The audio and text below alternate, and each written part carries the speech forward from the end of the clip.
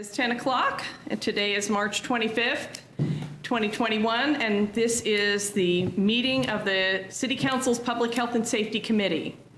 I'm watching the, good heavens, we're getting voiceover, or the printouts here. Woo, not used to that. Okay, we'll call the meeting to order. The first order of business, well, let's introduce the council members that are here. First, I'm Karen Hiller, District 1.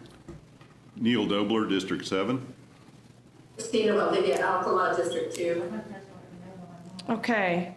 I was chair last year, so have convened this meeting. Our first order of business is to elect a 2021 chair for the committee. All right, is there a nomination? Move to elect Karen Hiller. Second. All in favor say aye. Aye. Aye. Aye. Okay, moving along. We have minutes from December 14th, 2020. Move approval. Second. Moved and seconded. Any discussion, corrections, additions? All in favor say aye. Aye. Aye. Aye. All right, moving right along, we are moving, our item number 4 is updates and continued discussion about broadband for Topeka residents. Councilman Dobler has really led some in-between meeting work on this, and I'll pass across to him. Great. We have a pretty nice group that's been meeting. Scott Gowan is on. I don't know if any of our other committee members are on, but I'm going to turn it over to Lazone Gray for an update. Lazone is our spokesperson, and he is going to kind of walk you through where we've been for the last few months. Lazone? And if I may, I want to point out, I don't see her right now, but Marin Turner has joined us for the first time, and she is here because AARP is particularly interested as well. So, just so everybody knows. I'm here. Good morning. Good morning. Thank you. Well, thank you for allowing me to present. Neil sort of threw me under the bus to speak with you all, but I truly appreciate the leadership of Neil and all of the members of this committee here that has been looking into this. I'm very passionate about this, so I really do want to thank you all and the work that has been done. We have moved light years, since within the last year. I'm just going to go over notes that we took at a meeting yesterday. I think that if people have copies of did you share that, Neil? I did with the committee. I don't know if Okay. got them. And so I'm not going to read it line by line. I'm just going to sort of hit on the points. If there are questions, then you can ask me or others who are sort of taking charge in specific areas. First, I'm just going to go down the line. Who we are, our organization, IBSA, the City of Topeka, the Greater Topeka Partnership and Momentum 2022, and the Topeka Public Schools. They have all been partnering, meeting, and discussing and laying the groundwork on where we can go from here. I guess we want to mention the vision of the why, and that is to create an ecosystem that improves our neighborhoods, institutions, economy, and quality of life through affordable digital participation. And there are 4 pillars that really are brought out of the National Digital Inclusion Alliance, which is one of the leading digital inclusion organizations in the United States. Those pillars are affordable and equitable access, affordable devices, digital literacy and citizenship, and the tech support. Underneath those are bullet points for each of those particular areas. And before I get to them, I'm just sort of going to go back, continue on, and speak to the highlighted points so that I don't want to take a lot of your time, and therefore you can develop any question that you may have. Where is this, what are we looking at? Where? The scope includes the City of Topeka. We're looking at the City of Topeka. How will we get there? Some of the things that we need is central point of contact, digital navigators, which had not always been a part of that 3-legged stool of digital inclusion, which was devices, connectivity, and digital literacy, but someone now has to fall into the gap and help those individuals find out what service is available, help them get hooked up. Things are moving so fast at the local, state, and federal level of funding and opportunity that the average person who may need access or devices is going to be hard for them to keep up. And so that's where the digital navigator model has come into play. And then the implementation, considering the next steps. Those who are being impacted are those at the table. I recommend and have continued to recommend that there needs to be some type of a coalition of digital inclusion. There are people in the neighborhood with technical expertise who I think want to be at the table, want to lend their support, and do what they can to help make our city take advantage of opportunity. There's data sources, which is normally coming from census data, coalition members. I have information, other people have information, and I guess in the end, what we're asking is for the city to take the lead, and I think that there'll be other people who will be able to speak more to that than I can. And so I think that was looking at maybe some full-time employee to coordinate the efforts from the city, if the city takes the lead, and hopefully to set up a fund through the Topeka Community Foundation, because this is going to take some ongoing work, ongoing effort, and I truly believe now that the digital divide has woken us up, that there are supporters in the community who are going to want to help us make sure that programming gets set, installations get done, things of that nature there. I know I missed some points. If you need me to speak to any of the particular bullet points with any questions, I will. Thanks, Lazone. I might, I think I started introducing the committee as I call it an ad hoc committee because we just kind of made it up as we went along. But obviously, Lazone, Scott Gowan from 501 has been instrumental, a lot of background. Ann Ma, who volunteered and obviously has a connection with the state Board of Education, I believe, and is very knowledgeable as well. Monique Glade, I believe, is on this morning. Monique is with the city of Topeka and represents the city. Michelle Stubblefield is with the Greater Topeka Partnership. And Lazone really said it all. We figured out that, this started out as trying to figure out if we had infrastructure available. And, through great discussions and communications with Cox and others, we determined that for the most part there is. There's fiber and just about anywhere you need it in Topeka. It's the ability to get from the right away to the house, and as Lazone said, being able to have the devices and understanding how everything works that is the barrier a lot of times. So I think there was a great article a week or so ago in the paper about some work that Lazone was doing in East Topeka, and that's maybe a little bit of a model for what we want to do in other places.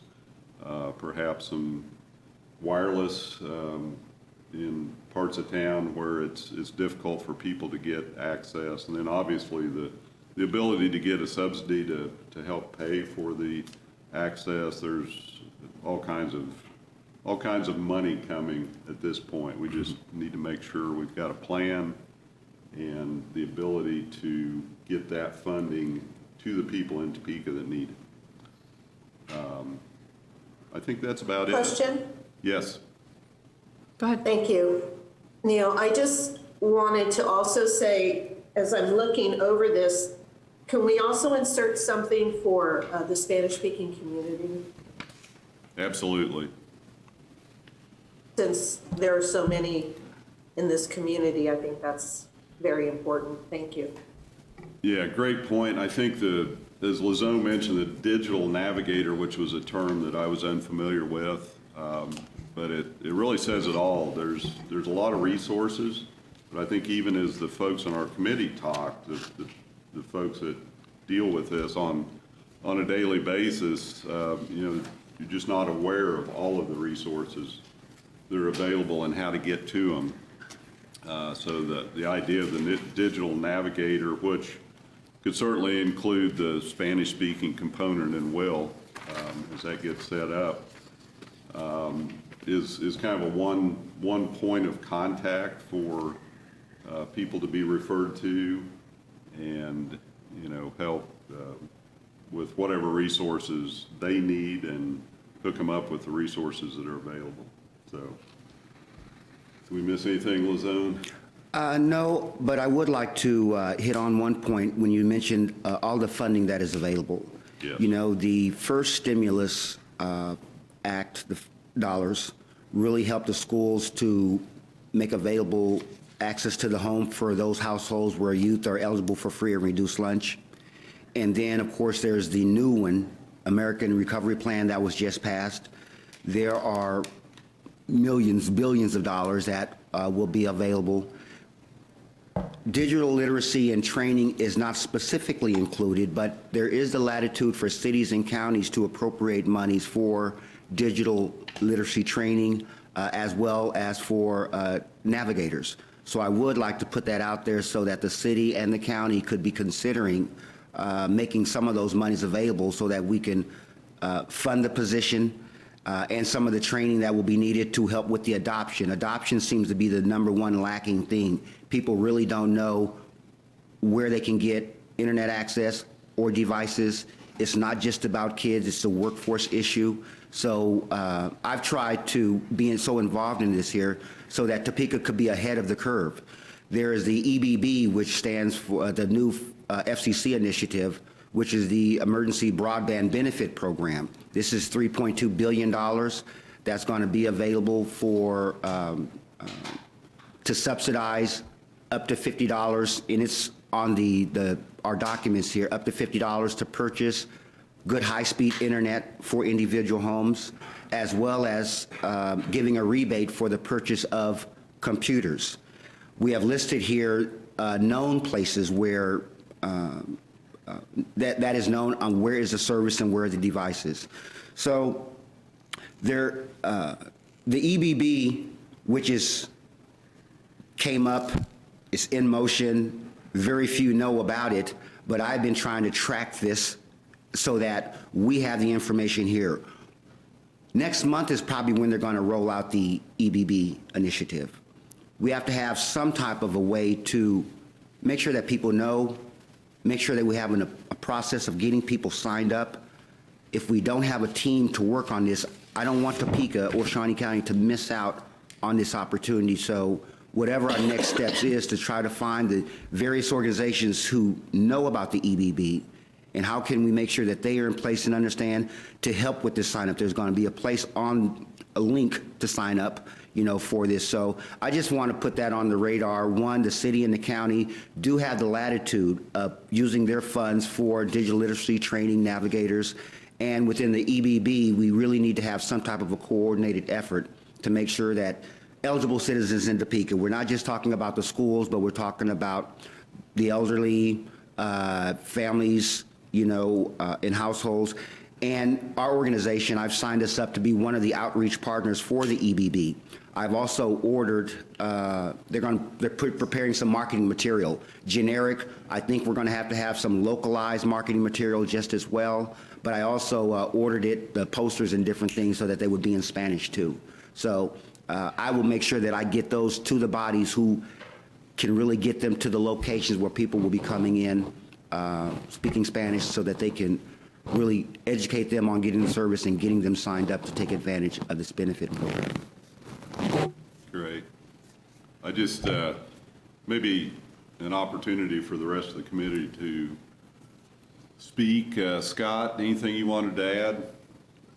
The only thing I would like to add, Lizone, great job. I know I was here to pick up if you needed me, but you did a great job covering all the key points. The only thing I'd like to add is that when we began this process, we were looking at connectivity, and connectivity is something that we can resolve for many of our families.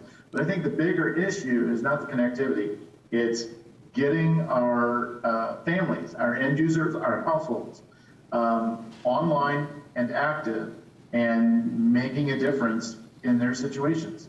And I think that those extra pieces are the pieces that will make this successful for individual households. And I think that that's the piece that we're focusing on going forward. Thanks, Scott. We're not able to hear you. I think we're muted again. Okay. Who's talking? Can I talk? Sure. I'm not sure what the muting is. Neil, did you have anything before we invite Christina? Yeah, go ahead, and then we'll ask Monique? Monique. Yeah, Okay. there she is. Christina, go ahead.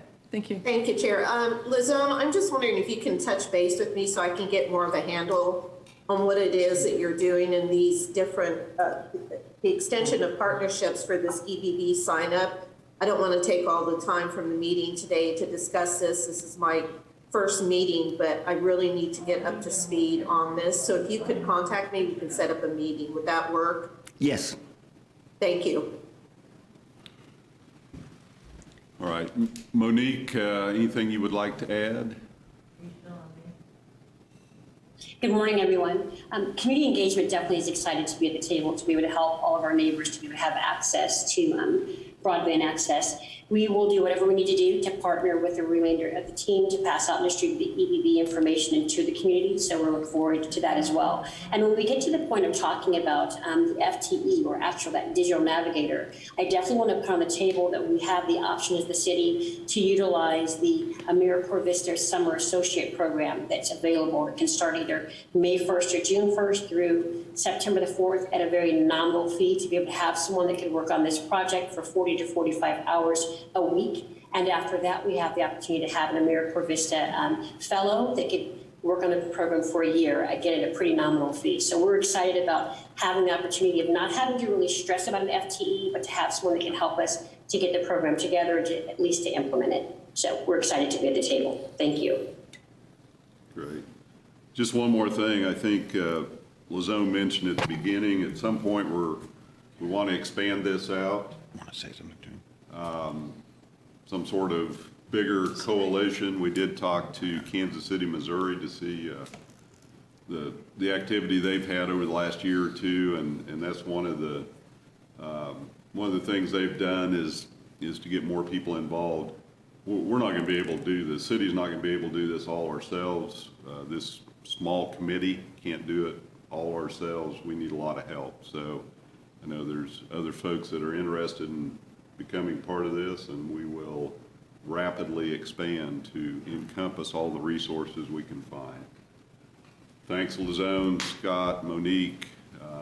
City Manager wants to speak, and Councilwoman Ortiz. City Manager? Thank you, Chair. The issue that I wanted to bring up was that one of the things that we ended up finding out was an opportunity through Bloomberg Philanthropies in a program called the Mayor's Challenge. And we ended up submitting an application to that Mayor's Challenge that gives us the potential, if selected, to receive $1 million towards being able to do something in the area of access, similar to the things that we're talking about here, looking at having loaner computers, access to the internet, funding, and that type of thing. We're just brand new. This is going to be hundreds of people competing for this. I'm hopeful, but also, realize that it may not work. But what I will say is, based on comments that Lizone made, it is correct that the city will have the opportunity potentially to use some of the money that we receive from the American Rescue Plan to help in this area. So what may happen is if we don't receive the funding for the Mayor's Challenge, that may be a blueprint that we can utilize in order to be able to help in this area with some of the money we get from American Rescue Plan. That's further down the road for us, but just wanted to make you aware of it, that we may be in the position to be able to do some neat things within the community, either with money we get from Bloomberg Philanthropies or money we have from the American Rescue Plan. Fantastic. Yes. Thank you. What's the turnaround time on the Bloomberg? I think we have 3 months before we'll hear if we make it to the next phase, which is narrowing it down to 50 out of how many or hundreds apply, because this is a worldwide challenge this year. Used to be it was only North America that was in the challenge. This year it's across the world. So it'll narrow down to 50. Those 50 will get some funding to help them refine their application, develop it further, resubmit, and then I think 15 are chosen out of that. 10 or 15 are chosen out of that 50. So it'll be a while before we hear, but, and we may decide that we're not going to wait and we need to move forward with the funding we get. The good news is the American Rescue Plan, that money we have until December of 2024 to spend it, so we don't need to jump right away. We can further refine a good plan that will help people. This is explaining a little more my question as to why we had the city funding it at the end. Councilwoman Ortiz has joined us. Do you have a question? No, I don't have a question. I just have a comment. When I look at the committee, I look at 501. We have somebody from the state, which is Mike. We have somebody from the city. We just need to get the county on board in distributing this, to getting this information out. I don't understand why we can't have 501 do an email blast. Mike could do an email blast with the state or figure that out. And then the city could possibly do, put it in every, I like what Monique's saying, but also put it in everybody's water bill so that we hit everybody. I think when I look at everybody that has come to the table, I think that we've covered everybody other than federal, and we can figure that out. So I think that would be very, very good because it covers, we really cover the same people, but it also helps us if there's anybody lost within out there that's not getting any of those services, whether it's the elderly, the state could cover that, or whether it's people that the low to moderate income people that are working that don't receive services or that don't have kids in the school. So I just kind of wanted to throw that out there while we're thinking about getting all this. I also wanted to tell Lazone congratulations and thank you for all that he's done. Lazone has been singing the same song for decades. So good things come to those who wait. And so Lazone, I just want to personally thank you and it's coming because, you know, I'm glad that Neil has put us on this board and gotten us started, but the ball is rolling. So just wanted to throw those thoughts out there. Thank you. Thank you. Thank you. And Marin, would you like to weigh in at all about AARP's interest?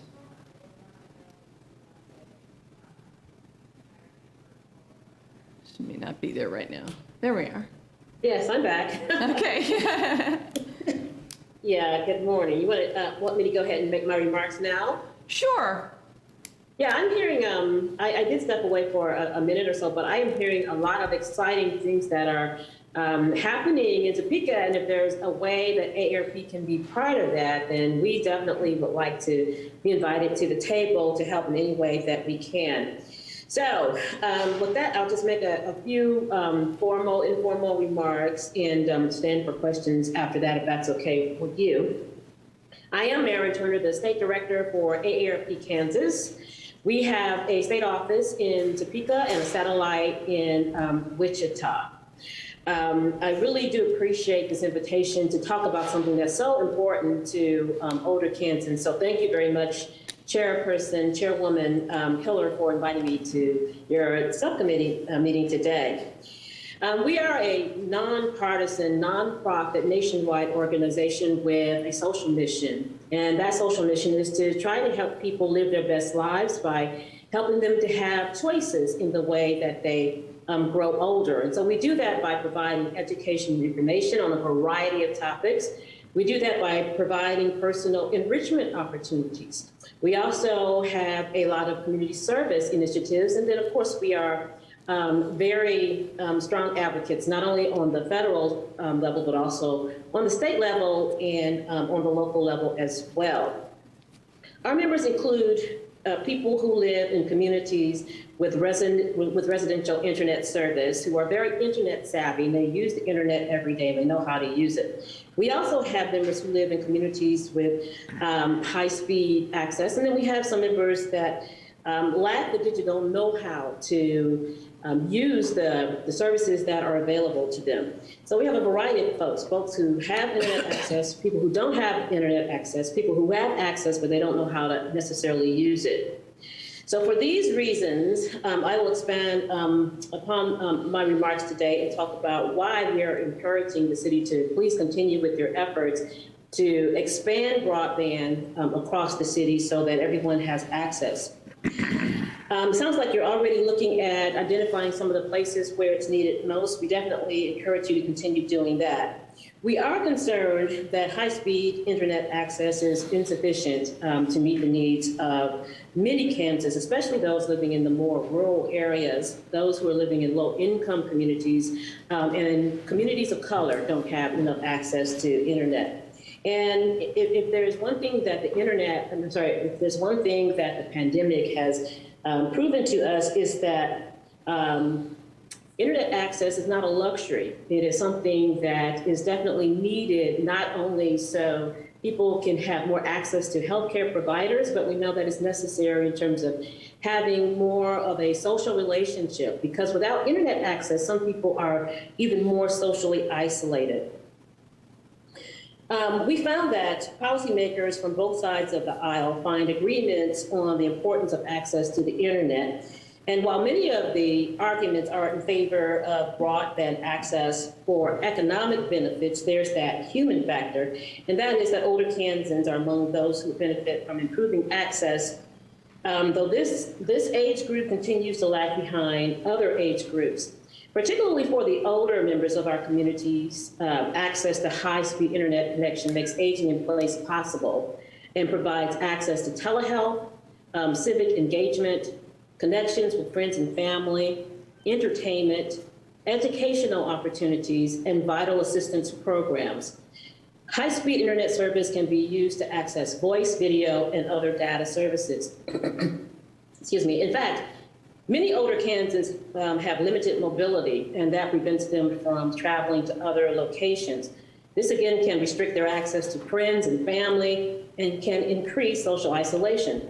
Better access to high-speed internet service can address these situations by opening up the ability of these individuals to connect to online services. But perhaps more critically, access to high-speed internet can improve their health outcomes. The potential telehealth services to help those with mobility restrictions and their family caregivers gain access to specialists and advanced medical care can only be achieved if the speed of internet access is sufficient to accommodate the data and technology utilized in telemedicine. Now, a complete solution to improving access to high-speed internet service is elusive, but there are steps we can take to begin the momentum. The goal of expanding access to this critical service largely hinges on infrastructure deployment and meeting associated funding needs, which I think I heard you all discussing this earlier this morning. One step that we took, that AARP took to help increase access to high-speed internet service was to fund a project that was developed by the city of Wichita in 2019. The city applied for the AARP Challenge Grant to provide 20 hotspot devices at each of their neighborhood resource centers. Hotspots are those small devices, independent devices that provide wireless internet to devices that it's connected to. So Wichitans could check out the devices at no cost for a 2-week period. The AARP Challenge Grant is a small grant that we make available to nonprofits and a variety of organizations. And they can be funded anything from like a couple $1,000s to several $1,000s. The grant that we made available to the city of Wichita was $25,000 so that they could achieve this goal of helping more people have access to the internet.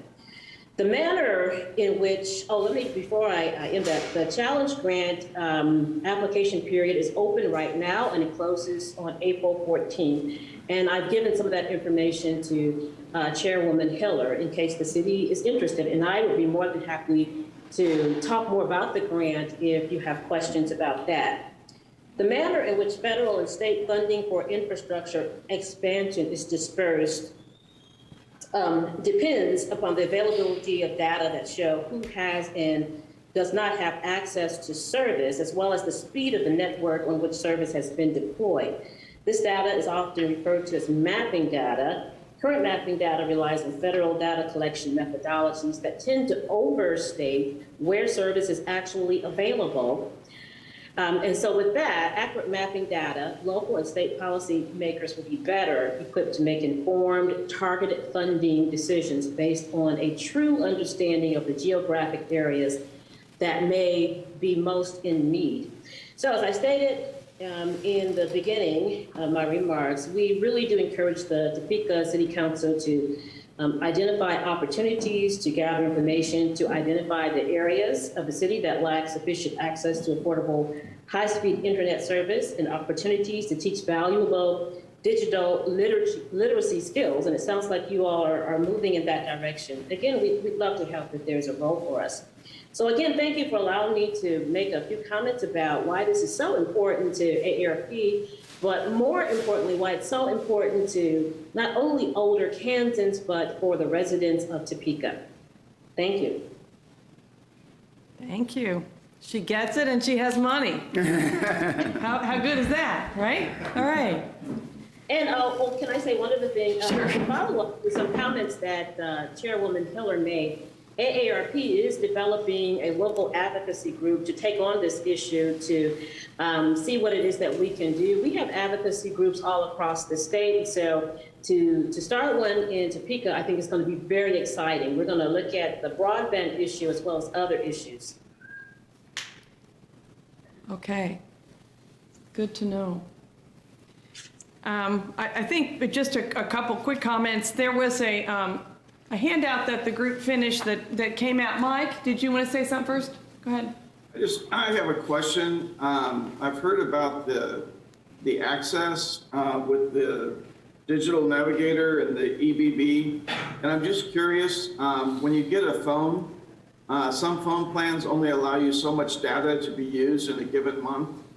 And it's my understanding that many of the access points that are out there have very limited amount of usage per month, and then they have to recycle. And I'm just wondering what specifically is going on in that area with the items that are being looked at for society or for our community, because if we put one access point in a house and the father or mother are using it for job applications and that sort of thing, and the student is still having to work from home and he's using some of it, how quickly is that going to be used up? Or are we looking at unlimited data sharing per month?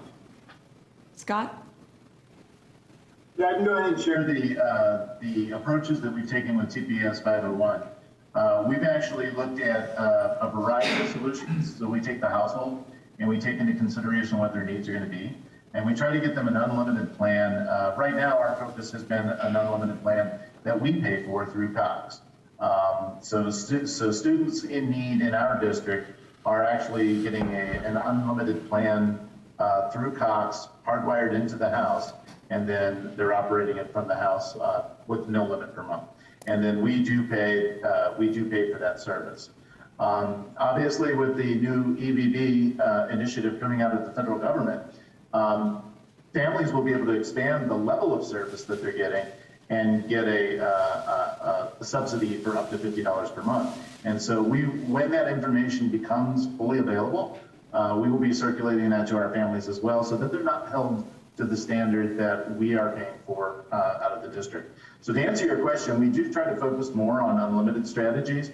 In rare cases where a family can't quite connect to Cox, or in rare cases where a family has fixed housing concerns, meaning that they're not in a fixed location at the end of every day, we have been providing hotspots. Those hotspots, we have some that are limited and some that are unlimited, so we're strategic about which ones we provide in which type of situation. But I hope that answers your question.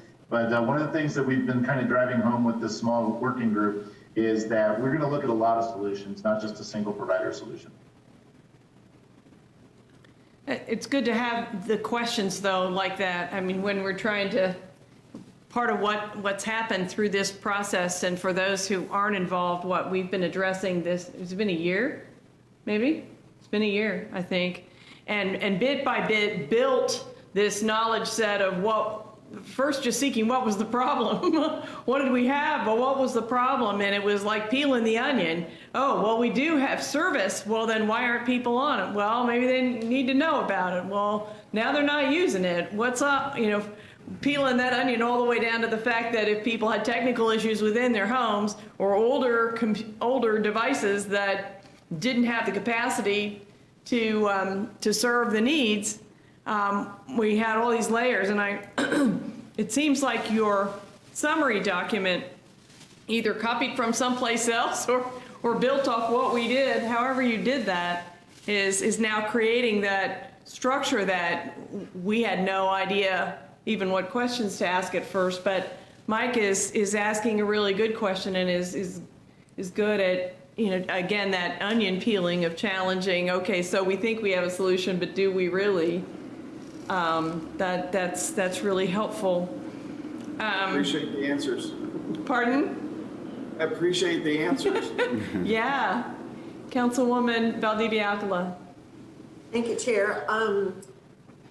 I'm glad that Marlon made the presentation, and hopefully, you know, with the money, we can grab onto some of that. Whether we do or not, I think it's going to be vital that as the advocacy group that she is speaking of develops here in Topeka, that is going to be very important for us to latch on as a way of communication and exchange of ideas. So thank you, Chair.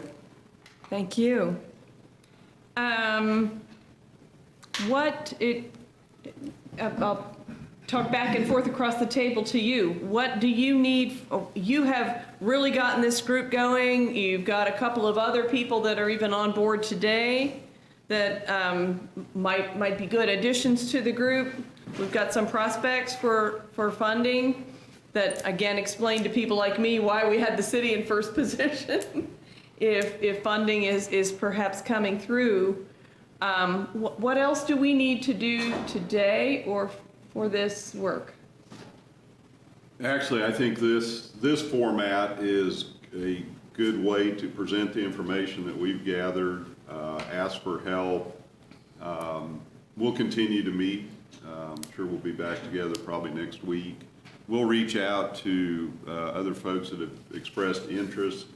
I think one of our next steps is to start the groundwork for the advocacy, sorry, couldn't say that, group, or whatever that ends up being, but a much bigger group with a lot more folks involved. So we'll plan on, Lazone will be here if he's available at these meetings to kind of report out on where we are, and yeah, we'll continue on. Well, this is wonderful. Just to clarify for those who may depart when this subject matter is over, if I can jump ahead with the group, if you don't mind, today is the fourth Thursday of March. Is that a good time for people? Could those who are on board reasonably expect that we might gather again on the fourth Thursday of April, or does that work? Does 10 o'clock time work? It works for me. Looks good.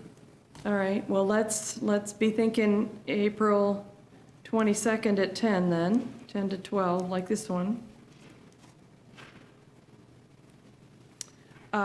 Any other comments that anyone on the call has? I see Megan Bottenberg is on from Cox also.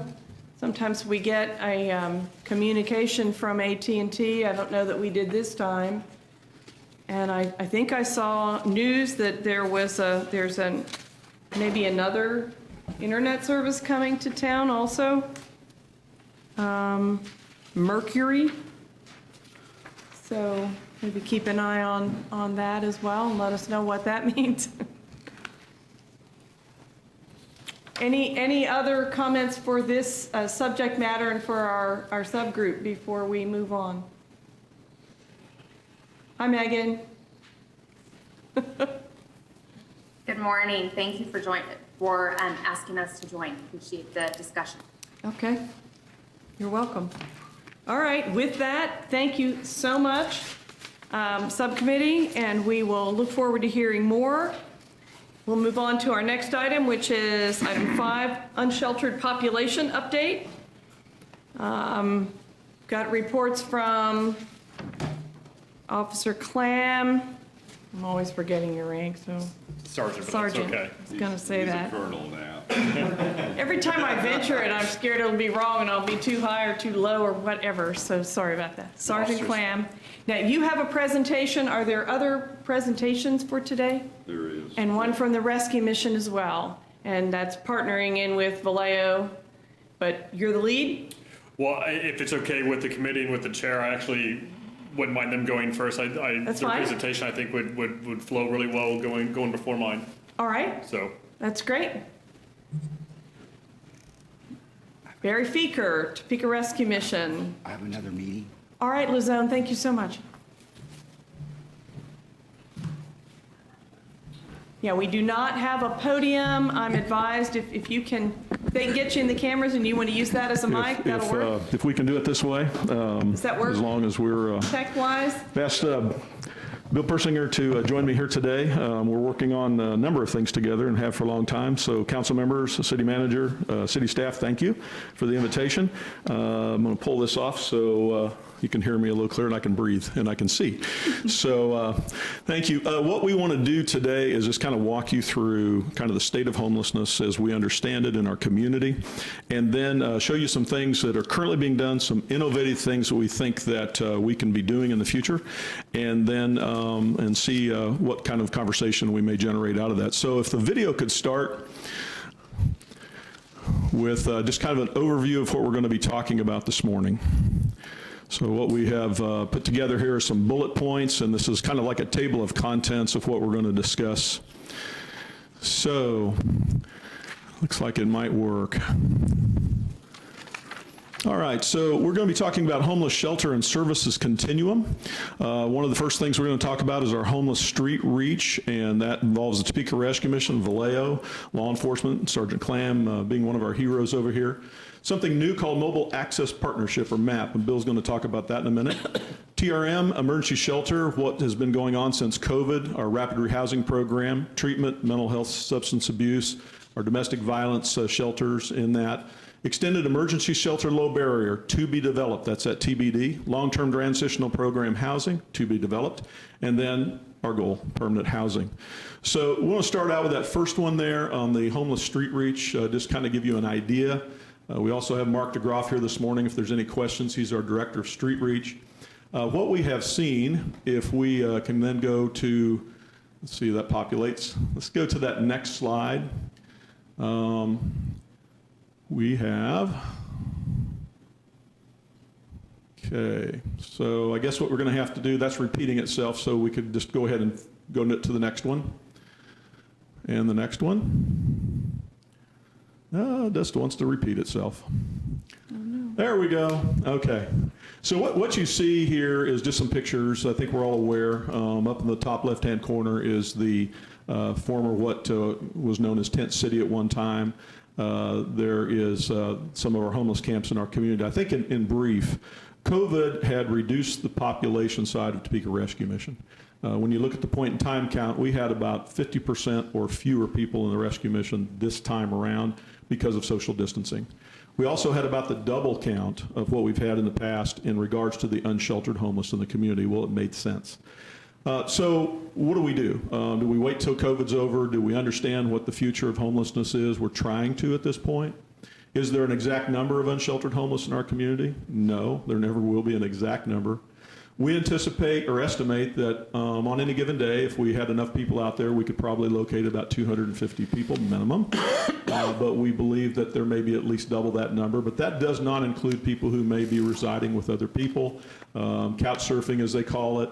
We have found more and more citizens in the community without the compassion of their heart have been taking homeless folks into their homes, into their garages, into their trailers, and even using their backyards to be able to put up tents. We had to do some difficult things at the beginning of COVID in regards to a smaller shelter and give priority sheltering for the first time at the rescue mission. What that meant was you couldn't just show up at the door from anywhere in the country because of the safety issues. So we decided to give priority to the Topeka MSA, the Metropolitan Statistical Area. That's the 5 counties, Shawnee, Wabunsee, Jefferson, Jackson, and Osage counties.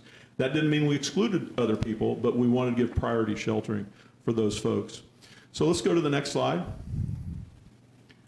So what we have been working on is what's called the Mobile Access Partnership. I'm going to let Bill talk about this. What you see is a diagram, and if you can see it on your screen, you see a bunch of circles there.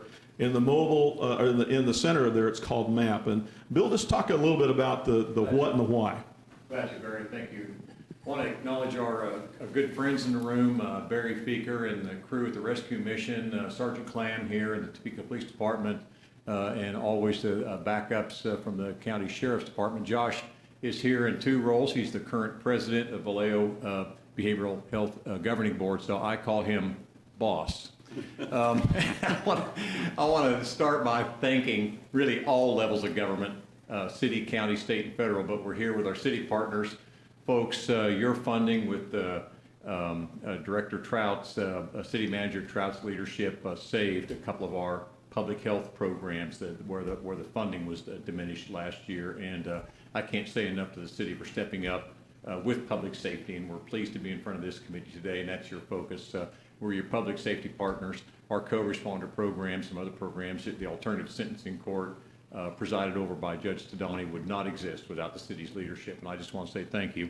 This idea of MAP has evolved. The Mobile Access Partnership is really a mobile continuum of care for the unsheltered homeless or other persons at risk, and the idea being that at strategic points around the community with our faith partners, the Rescue Mission and 4, 5, 6 area churches, can we create access that's consistent and to folks who are unsheltered? Can they take a shower?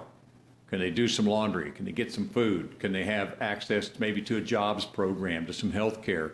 And we realize that a lot of what we do every day, you know, with the soles of our shoes can be done with tires and trailers and hitches and trucks and getting services to the people right where they are.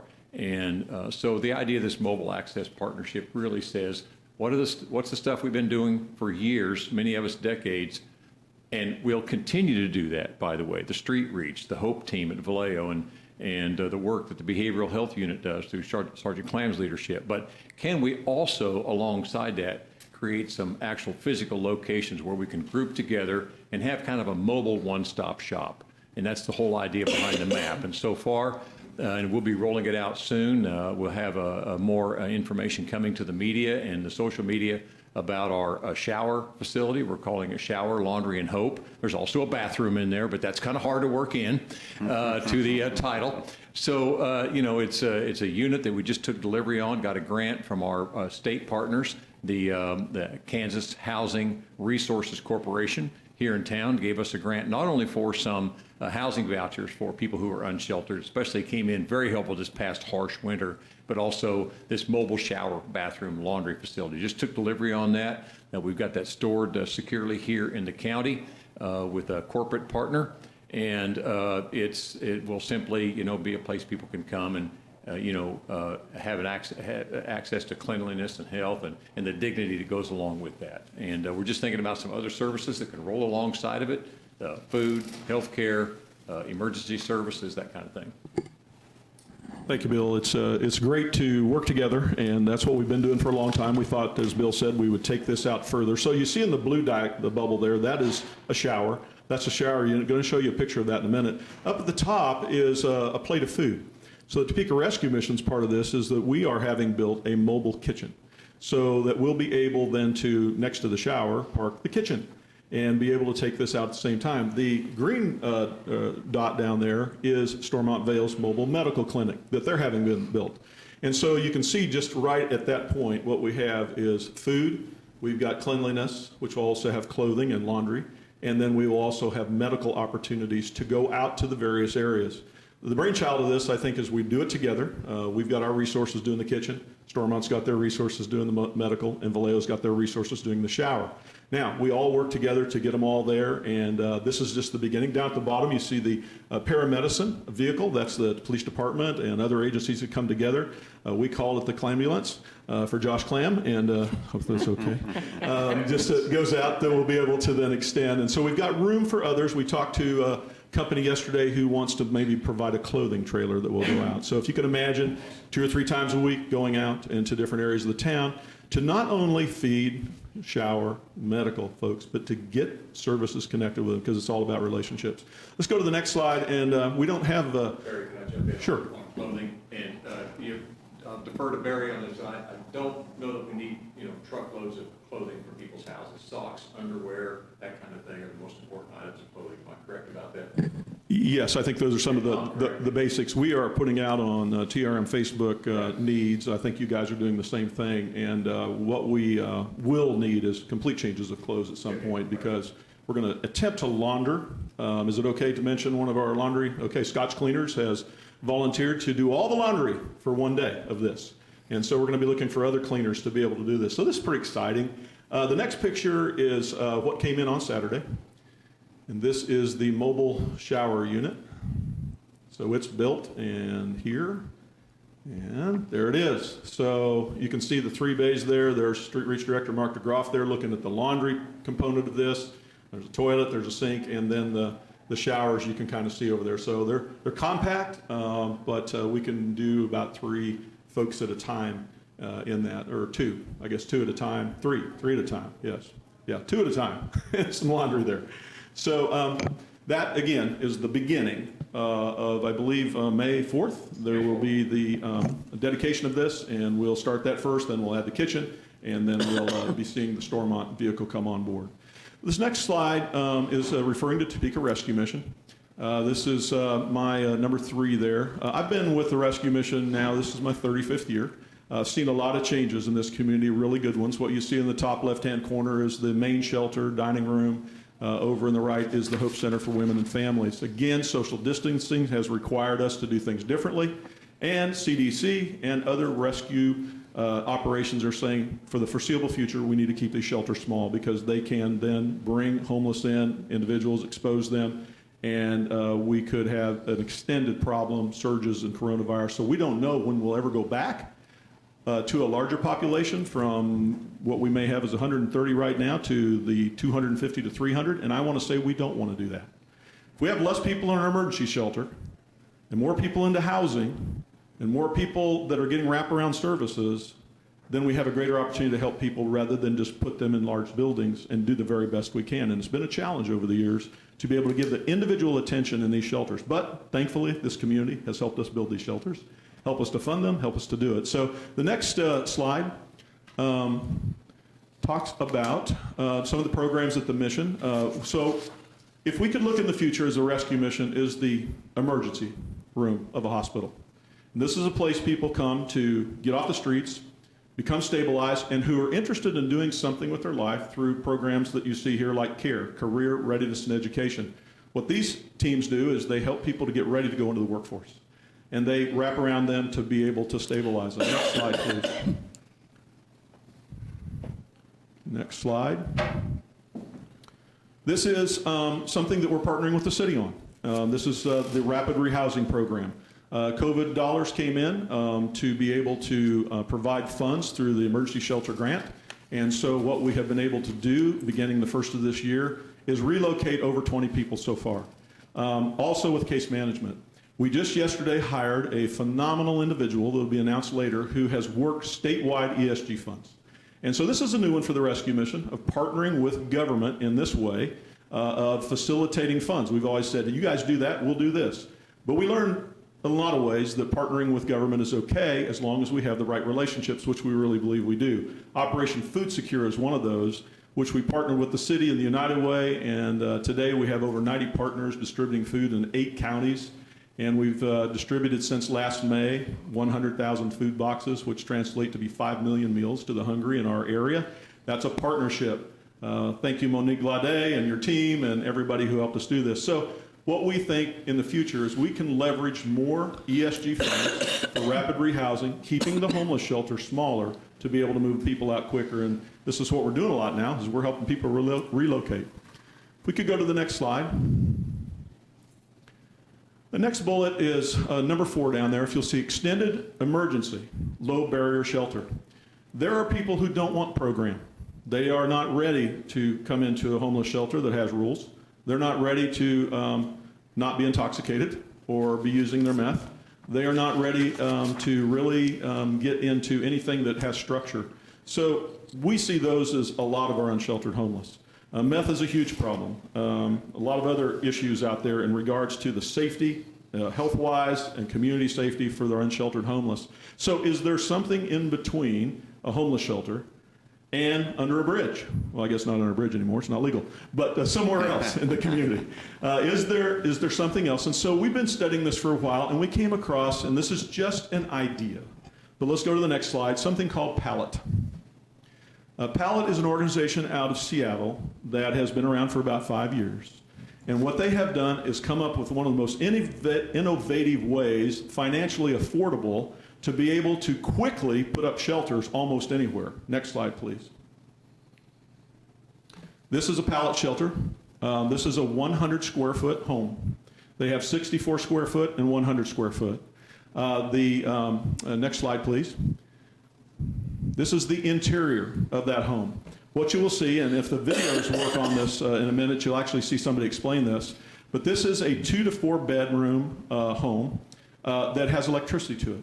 And in the middle, very middle of this diagram on the shelving there is an electrical outlet box that then you can hook up to an electrical system. You can hook it up to a generator, whatever, solar power, whatever. And then up at the top, they have a air conditioning unit, and at the bottom, they have a heating unit. Let's see if the next slide works with video of how quickly these come together.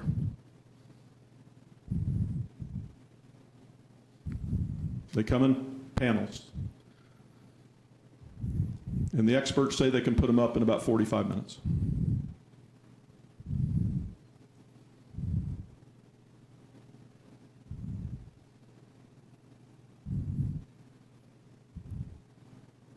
Voila, done. Let's go to the next slide. You have to click on to the next there. Okay, if we could play that one, and it has audio.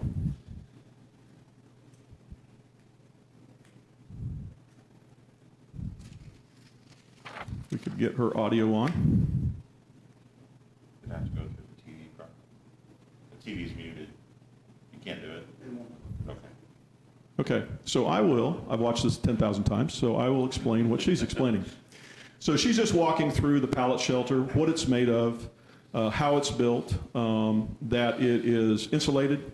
They have a couple of different options in regards to the panel walls. They make them able to be used in 40 degree below zero temperatures. Mainly these are out in hot areas of California, and they are insulated enough to where people are very comfortable within them. She talks about some options of being able to lift the roof up to be able to get some ventilation there. They have windows, they have doors, everybody has their own door. They have floors that are insulated. Also, I don't know if in this video she shows it, but they anchor to almost any solid foundation. They could be a parking lot. It could be onto a flat piece of ground, which some of them are actually just sit on the ground as long as it's flat. For wind velocity, in Kansas we occasionally have those, they're good for up to 140-mile winds if they're anchored on some type of foundation. And so that's what she's explaining now. So again, there's a 64-foot square that could be for one person, maybe two, or those beds can actually be bunk beds in this 100-square-foot unit that she's showing right here. This particular unit can be purchased and set up for about $8,000. The 64-square-foot unit can be purchased and set up for about $4,900. And that is so much cheaper. I've run this by some people who build buildings, and they go, there's no way we could build you rooms for a new homeless shelter at this particular price. Now, one thing they don't have in this is plumbing. And there's a couple of reasons that. Cost really goes up with plumbing, infrastructure for plumbing, but the next video, and let's go ahead and go to the next one. This is a particular camp that they have set up in California. It's called the Lewis something Village. And again, we won't have audio on this. But they set up these shelters in a parking lot in about 2 weeks. Private donors came along. They partnered with the community. They partnered with certain organizations to be able to, I guess we need to push the play button there. They've been partnering with different organizations, just kind of like MAP does, to be able to do wraparound services for the folks in this particular village. What this lady is talking about is the program system that they have, how they got it together. They have talked about the fact that this is temporary. It's not intended to be permanent. This is that next place where Street Reach with Topeka Rescue Mission, Vallejo, Sergeant Clam and his team go out and they meet with somebody who is under the bridge or wherever they are and offer them an opportunity not to have to necessarily come to the rescue mission, because that's program oriented, but be able to bring them into a low barrier, as they call it. Now, we'd have to talk about exactly how low the barrier goes. Are we going to allow weapons in where people can be harmed? No, not those things. So this is kind of a general idea. If you heard the audio, you'd be able to get a better explanation. But that's pretty much what they're doing with the Pallet program, and it's spreading up around the country. We've had conversation with them. We've done Zoom with them. And they have a lot of these in stock right now to be able to possibly go forward. Let's go to the next slide. So if we were able to do this, who does it? And where do they do it? Showing this particular slide here is the North Topeka area. You see to the far left-hand side, you see the Topeka Boulevard Bridge. To the far right, the Kansas Avenue Bridge. Right in the center, you see the Rescue Mission Services. Let's back up just one. Yeah. And so by the Kansas Avenue Bridge is the main rescue mission facility. And then just to the right of that bridge, to the east, is the area that the rescue mission owns some of the property. Burlington Northern Santa Fe owns some, City owns some, and Union Pacific owns some of that property, as well as a couple of private owners. Used to be called Tent City. It doesn't exist anymore. Those individuals, some of them are rehoused, some of them are spread throughout the community. One time there were approximately 130 homeless in that area, and due to a lot of reasons, which are very important, we found that that was not the best way for them to do life. And so this is not me asking. This is not me even suggesting. This is just one possibility. Where would you put it? So let's go to the next slide.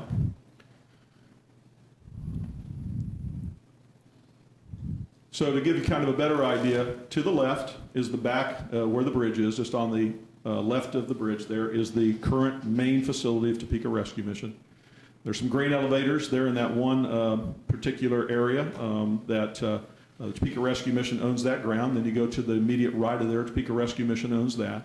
And then to the further right, to the east, that is the Burlington Northern Santa Fe property, and then there is the Union Pacific across some railroad tracks. This particular ground may be a good spot to consider the development of a pallet village for the purposes of access to the rescue mission facilities, food, shower, restrooms. On the initial component of this, yes, we could pull in the mobile kitchen, we could pull in the mobile showers, and we might want to consider doing that, but we also, within walking distance, have access to food and showers as folks were when they lived in Tent City. The question is, do we want to do something like this?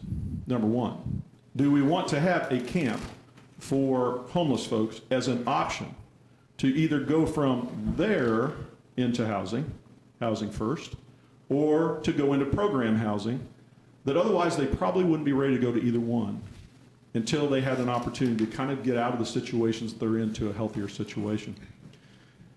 I know this, that the Topeka Rescue Mission cannot take this all on. It would have to be a partnership. And what that partnership would look like, we're having discussions now. We think there's a role for the city to play in this. Many cities around the country today are doing something that they never did before, and that's getting really into the homeless issue, and a lot of that was because of the issues of COVID. There are cities now that are looking for motels, they're funding different programs, they are setting aside different funds for different infrastructural development. As a possibility, If you looked at this piece of ground, it has to be developed. I've already talked to an architect here in town who likes this idea and has said he will donate all of his services. That's Mr. Schwartz, that he would be able to develop a plan for this. So that wouldn't cost anything. I think it would be very easy to be able to fundraise for these little homes. I think that we would start out potentially with a few, maybe 10, maybe grow it, and eventually there could be over 100 of those homes, which again, lower barrier, opportunity for people to come in to either go from there to housing or there to the rescue mission. Yes. Just point out that, for individuals who are unsheltered, homeless, have other problems, social, personal, medical, psychiatric, sometimes they're not ready to engage. They're so consumed maybe with their illness, with the disease, and also consumed about just the everyday, getting around town, that kind of thing, that we're looking for every opportunity to engage with those folks, particularly ones we have not met before, help meet some of those basic needs, and we can get them referred on into other services. So we're looking at these different access points, and I think Barry's done a great job of summarizing so far. And just for us, it's engagement and access and opening that door for people. Bill, I think that's the key here. It's about relationships. And it's about us having an opportunity to engage with people around relationships so that they will trust somebody to get involved in their life and help them to the next step. Something for the city to consider here. Would the city be able to set aside funds to develop the land, to be able to get the infrastructural electricity put in, to put a fence up around it? If the rescue mission was able to acquire funds to be able to erect the shelters, and Vallejo partnering with us around program. And then again, who would own it? Is it a partnership? Is it a sole source? We don't know. But I wanted to just throw this out for discussion. It's something that could be done on the short end versus the long-term end of building buildings and renovating buildings if we decided to do something like this. One of the things we need to keep in mind is right now we are riding on a moratorium of evictions because of the extended moratorium. In other words, people can't be evicted legally if their failure to pay their rent is COVID related. At one time, about 6 months ago, we did some research and we found out through experts that could affect, 6 months ago, 70,000 Kansans who potentially would lose their homes in our state. That's an unimaginable number of people who would become homeless. I hope that never happens. I hope that we don't see that. But we need to think about our current increase in unsheltered and potentially what could be coming at us in the future. Almost done here. Next slide, please. Give me a lot to think about here. Let's go down to number 5, long-term transitional program housing. Again, that's a TBD, to be developed. Next slide. While we have some transitional housing in the community, we don't have everything we need. And there is some discussion that is going on, I think some concrete discussion about this particular facility. That's the former Ramada Inn West, former Holodome. And we have been talking with architects and some developers about what it would take to, next slide please, to take the rooms and turn them into bedrooms and living rooms. Studio apartments, 1 bedrooms, 2 bedrooms. And without getting into the weeds on this is very affordable.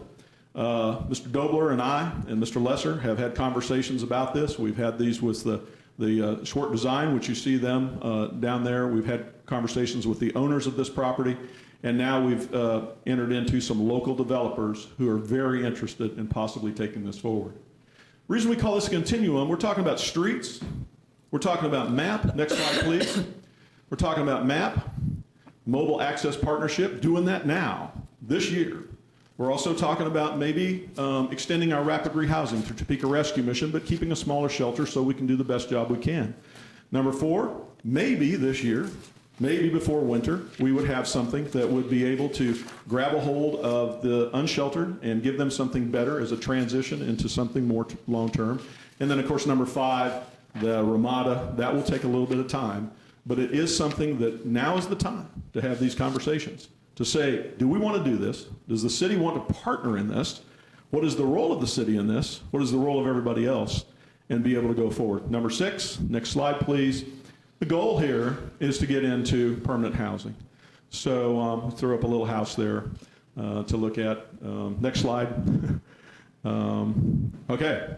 Now, that may be a pipe dream for some people, but for others it's not. We have seen over and over and over again, people today in this community are living independent of services because they've been stabilized, they have jobs, they're healthy, they may need to go to Vallejo every once in a while. They may need to connect with their church. They may need to connect with the rescue mission off and on. I talked to one gentleman who works for the mission today who came in and out of the mission 100 times.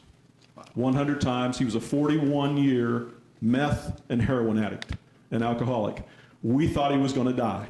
But thanks to Street Reach coming together, that's Mark DeGroff, that's Josh Clam, that's Bill's team, and others in this community, we can help change lives. And today, he is doing phenomenal well. He was on our podcast here the other day. So that's a continuation. Last slide, if we go to that one more time, just so that you can take a look at it, and then Bill and I will take questions. This is, push that video there. All righty. Thank you for allowing us to take up this much time. Homeless shelter service continuum. Some things already happening. Street Reach is happening. We are also on the verge of launching this great partnership to take services to wrap around to people in the community through the MAP. And then TRM, being able to do what it does, and then the extended shelter. I'm seeing we don't have MAP on there, but and then rapid rehousing, transitional programs, and then eventually our permanent housing.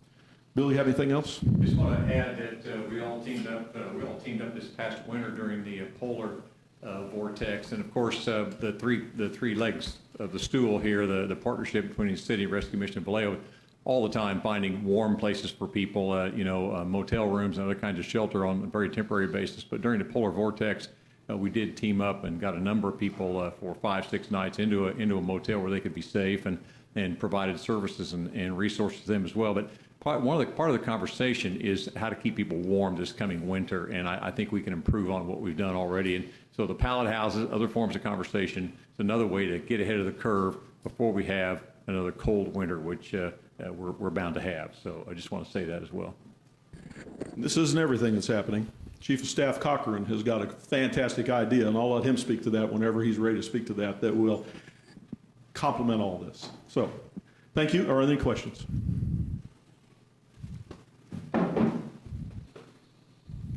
Go ahead. Thanks so much for coming and giving this presentation. I think you sort of alluded to it, but you didn't scream it out. There is a potential crisis coming in homelessness to this city. If at whatever point the moratorium on evictions is over, and it'll have to be over at some point, there could be a number of homeless in this community, and we need to get prepared for it. And it can't all be the rescue mission in Vallejo. So thank you so much. Very good. Thank you. Councilwoman. Thank you, Chair. I agree. I think for once, this would be a really good initiative to be proactive on, rather than to find ourselves in reactive mode and just stuck in scrambling. So I appreciate the presentation. I did have a question about COVID. It is kind of related, but not. With the COVID vaccines, and that you're still having, less people at the shelters because of COVID, et cetera, do the homeless folks at the rescue mission, are they being provided the vaccine opportunity? Yes, they are. Shawnee County has come twice to offer vaccines for our folks, as well as staff and volunteers, and they are scheduled to come back again. Okay, thank you. Thank you, Chair. They're focusing on the Johnson & Johnson, the one shot, because of the challenges of follow-up. And so that's the one that we have been able to access.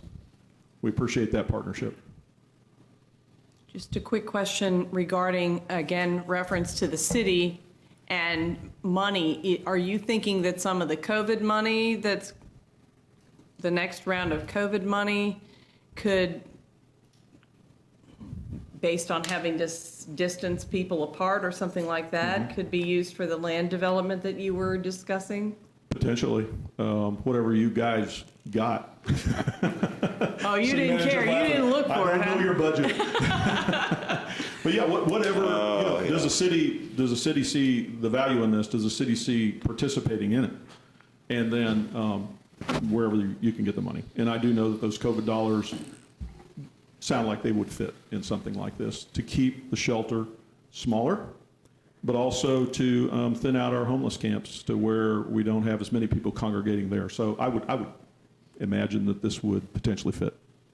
I just think there's a win-win-win, you know, when we really focus on public safety. And I, again, appreciate the committee's work on that. Seems like a great use of the COVID money. Well, we're having to, of course, juggle our way through everything, right? So I'm just checking to whether you had an eye on something as the previous group, as it turned out, did. My eye's on the city right now, seeing if they want to jump in. Yeah, and if they do, then we can have those conversations. And again, I think this is a great opportunity. Thank you, Mr. Dobler, for inviting us to do this today. I think that we don't want to, as former Police Chief Cochran would say, we don't want to be talking about this next year. We want to do something or not do it.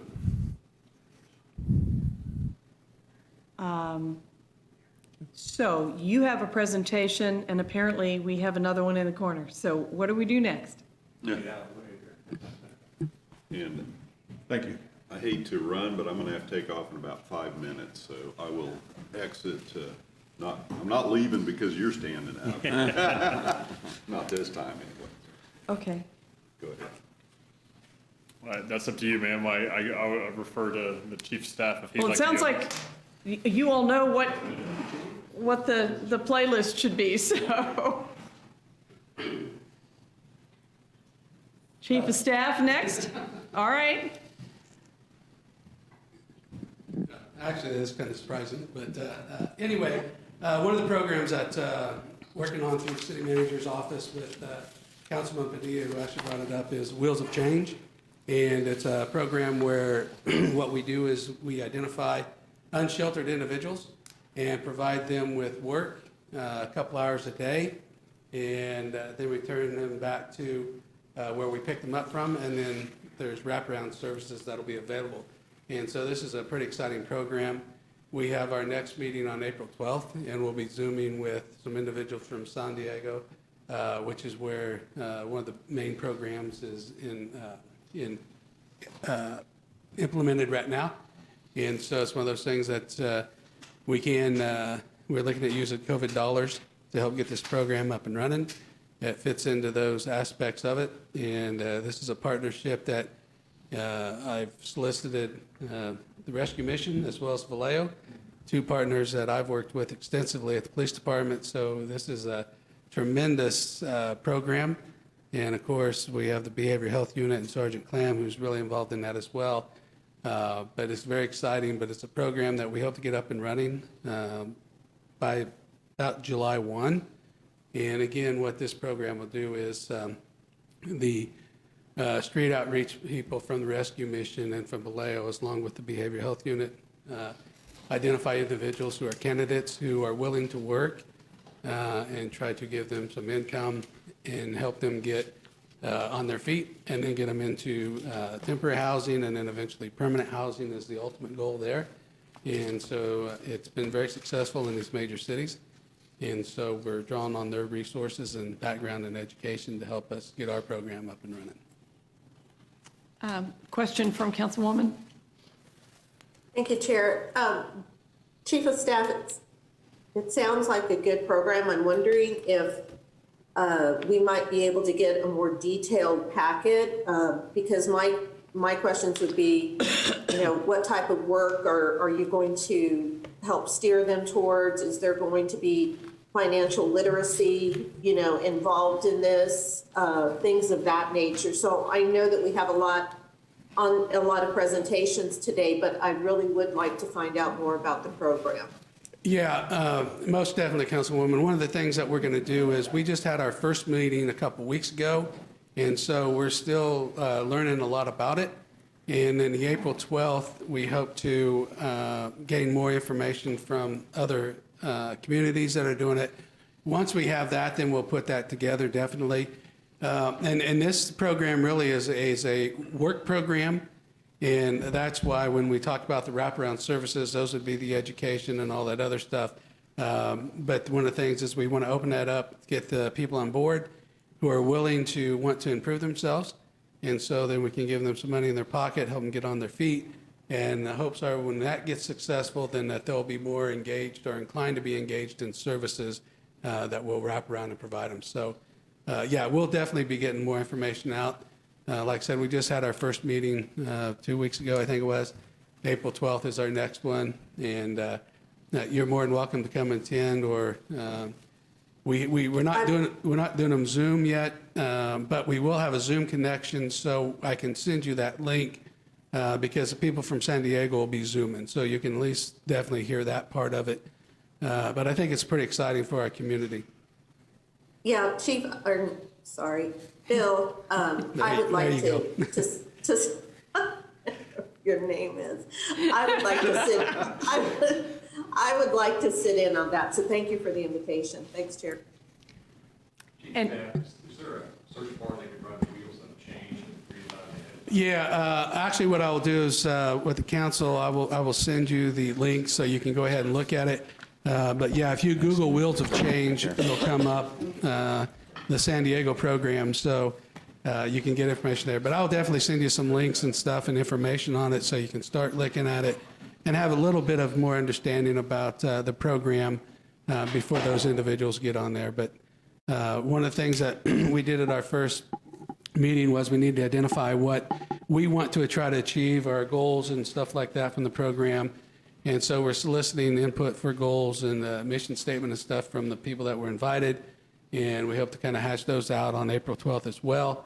And then identify how we're going to move forward with different aspects of it. But it's pretty exciting, I think.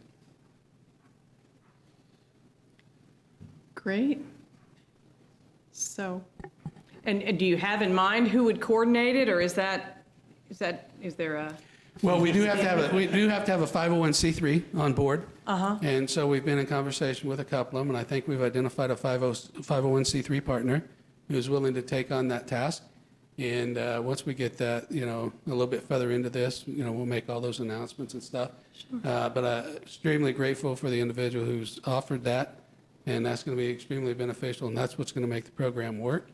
And so I feel very confident with the partners that we got involved, and I think the partnerships that we've had over the years will help make this successful because we work with each other, we trust each other, and we know what each entity is capable of doing.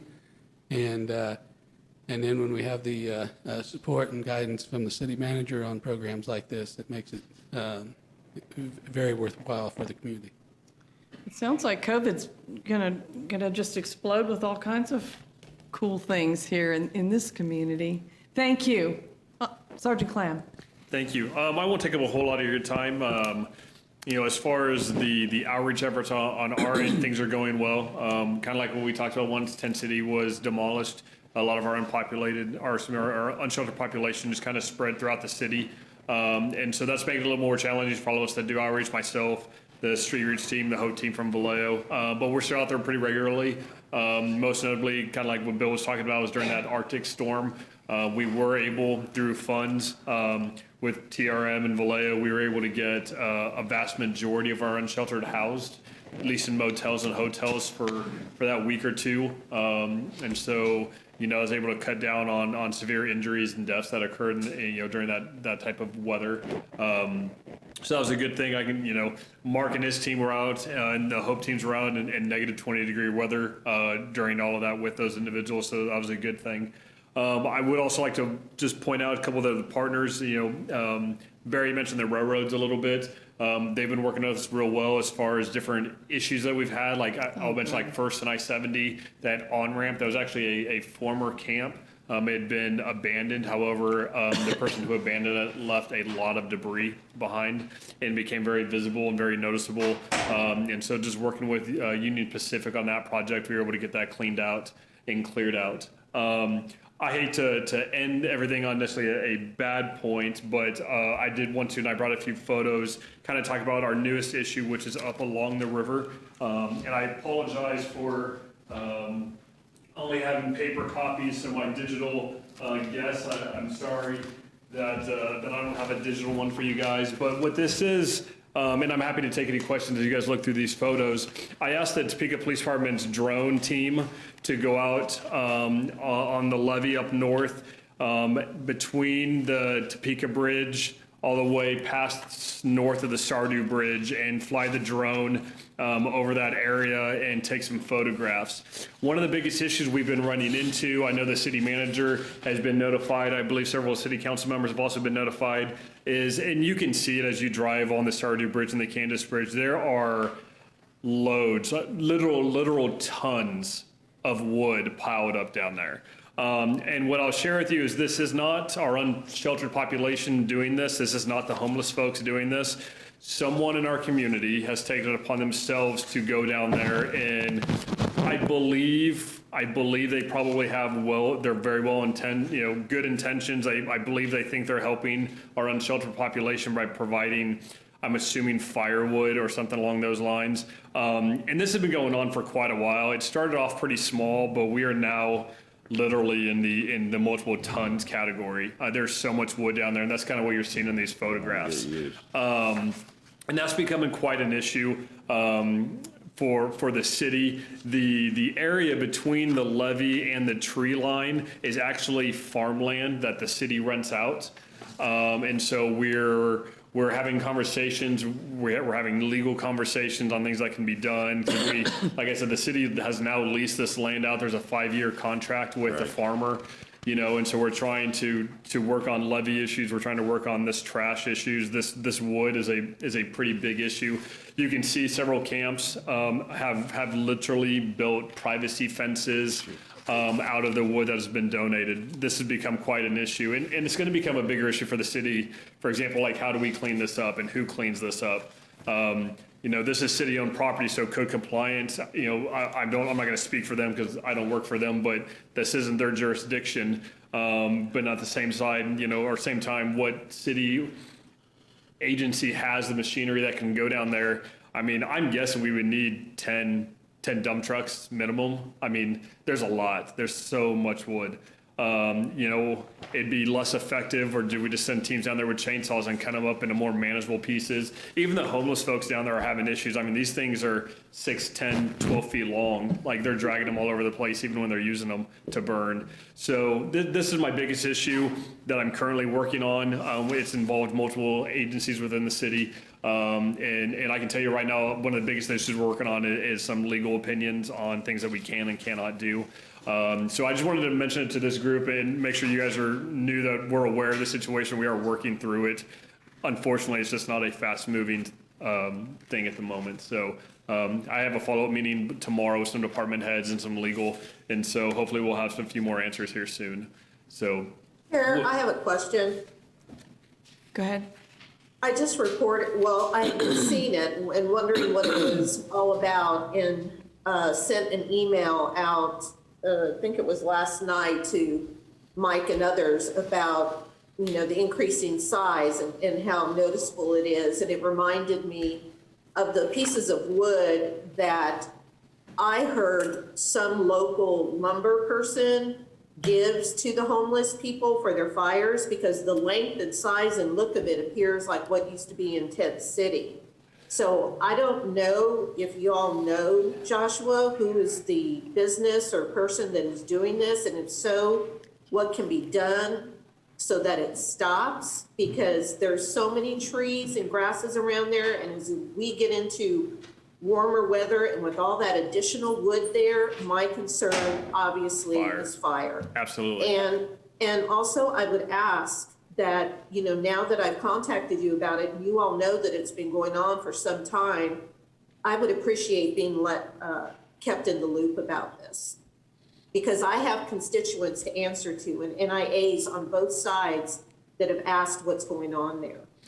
Sure. And as far as where the wood's coming from, I think I've identified which business, and I think it's a cabinet maker or something to that effect, and it's scrap. To them, it's just scrap wood. And the individual, and again, I say I think, it's because I have not, in the police department, we have not caught any individual in the act of doing this illegal dumping, because that's what it is. I believe that he's good intention and he's doing it for the homeless, but it's illegal dumping is what it is. And I believe that person actually lives up north in the county.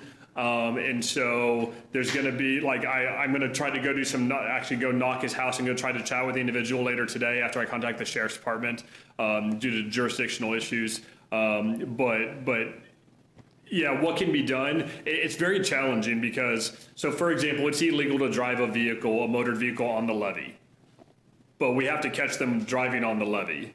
And it's illegal for them to dump all of this down there, but we have to literally catch them in the act.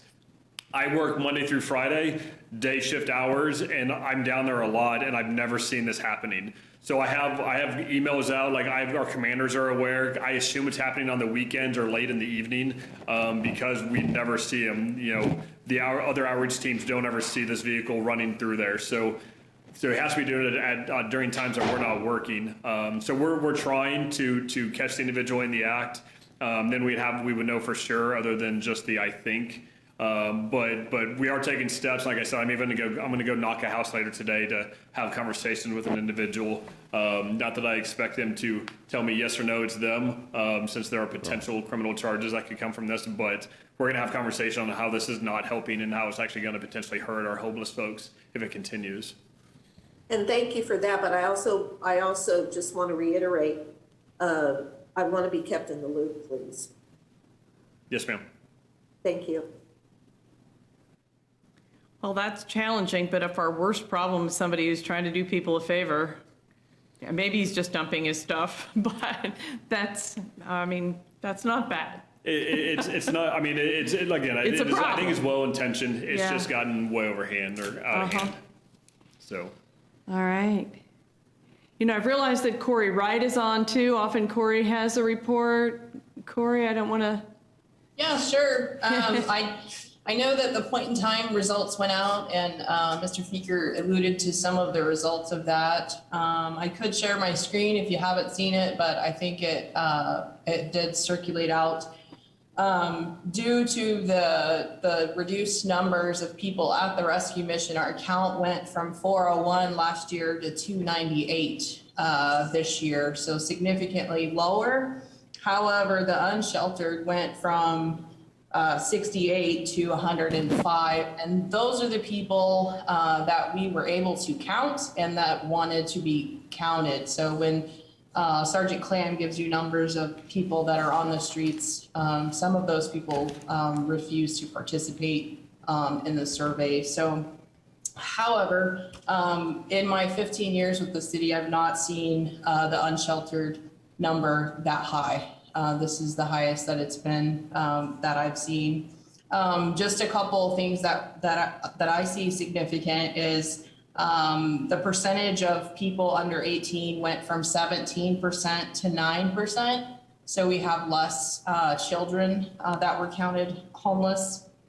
And then the percentage of males increased. So we have there to 72%. So the males last year were 60.5%. So a 12% increase more males for this year. So, well, that's really all I have. If you have any questions, just let me know.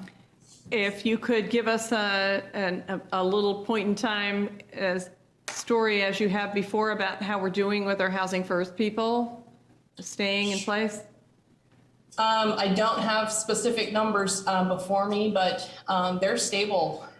They're staying fairly stable. Wonderful. We have maybe one or two that have issues from time to time, but they are remaining stable on the program. So shelter plus care is at capacity right now. We've been having a wait list for almost this whole year after we did do that large Housing First initiative with Dr. Burton's crew. So we won't be able to take on any more people at this current time, but we do have a waiting list going on. So, but yeah, the Housing First people are stable. So that's a good thing.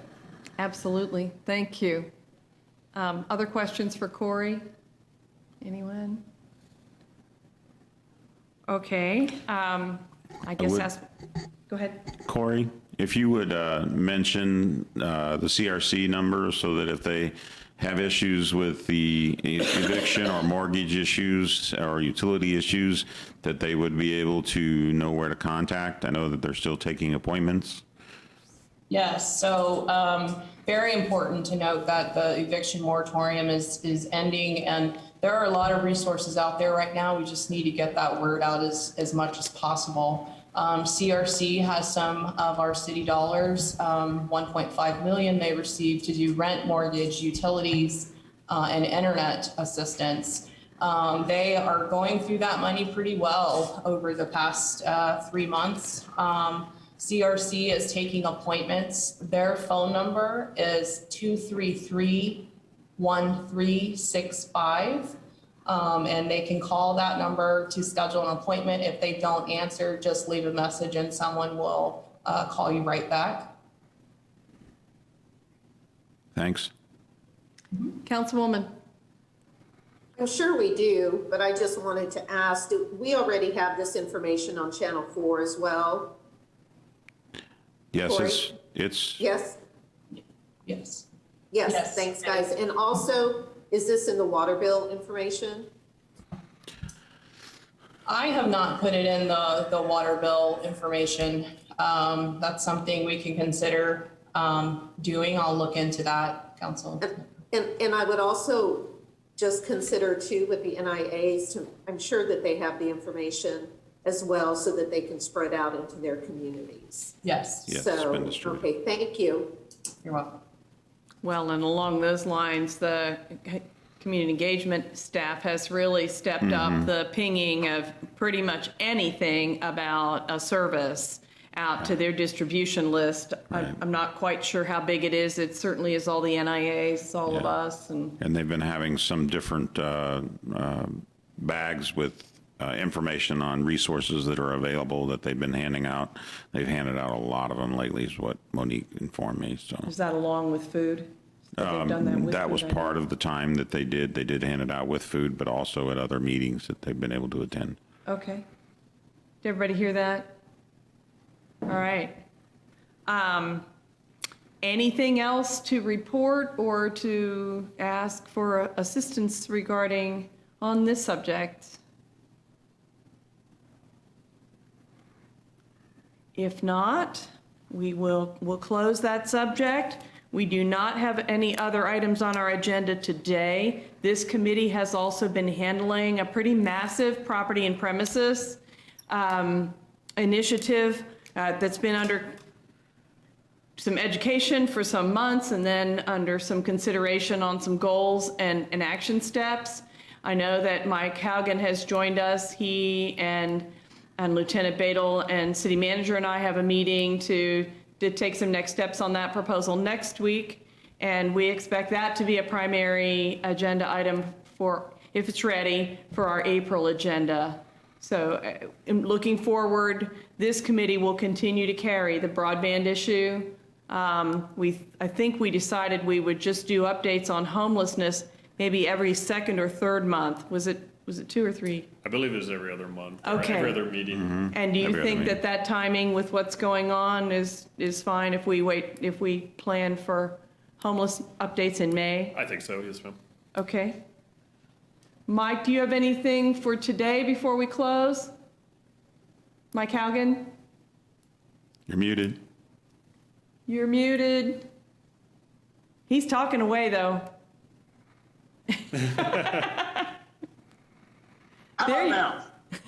There you go. Okay. There you go. All right. So really just an update on our staffing as we're running at 5. We held interviews today, probably pulled one good candidate out of the interviews. So that's a good thing. Yeah. For both positions. But we're possibly having another position opening up as well. So we'll be doing quite a few interviews trying to get those filled. Okay. Councilwoman Valdivia-Alcala.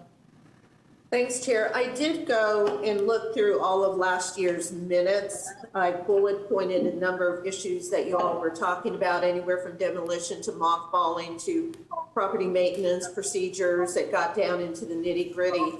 I did also see the last minutes meetings where it gave, what you all were moving towards. I would just ask that before anything be presented to council, since I am on this committee now, that you provide me with that information, Karen. There are a number of concerns that I'm bringing forth with being on this committee from constituents. Many of them have to do with code and zoning. There is an immense amount of frustration, and I know that you all have talked about it last year, about perpetual offenders wanting to do education rather than, hitting people with citations, et cetera. But the problem, and I got the report from yesterday about how many cases have been handled, et cetera. But I just want to say that I have numerous photos taken over a year's period of time, and I know that COVID impacted us greatly, about houses that continue to disregard code and how to live in a neighborhood, even if it is an LMI neighborhood. LMI people, they may be classified as the working poor or whatever, but to be disingenuous and say that, they can't keep their property up, they don't know how to keep their property up, they can't pay for keeping their property up, et cetera, I think is not a leg that I want to start on, because the majority of the folks that live in District 2, while they may be LMI, they keep their houses up and do the best they can with living in a neighborhood and a committee. So I would hate for LMI communities to feel like they're being tagged as, not being like the rest of the community with keeping their properties up. However, we do know that there are consistent and ongoing abusers that don't want to acknowledge that they live in a neighborhood and in a community. So I believe that part of the reason with being on here is I want to see how we address that, because to me, what we are doing in some areas of this city is not working, especially with perpetual offenders. Thank you. And there's absolutely no inclination of taking anything forward to the council without it working through the committee. We just you've been through the work last year. We got caught short in doing public hearings because of COVID. The committee said, go ahead and develop some aspirational goals and some specific objectives. Those were done. And so they'll come back. It will have been worked, but still, of course, in a delivery form as draft to the committee next month, so that we should be ready to pick up and go. Anything else? Otherwise, thank you, everyone. It's been a productive month or two before this meeting, and we'll see you next month. We're adjourned.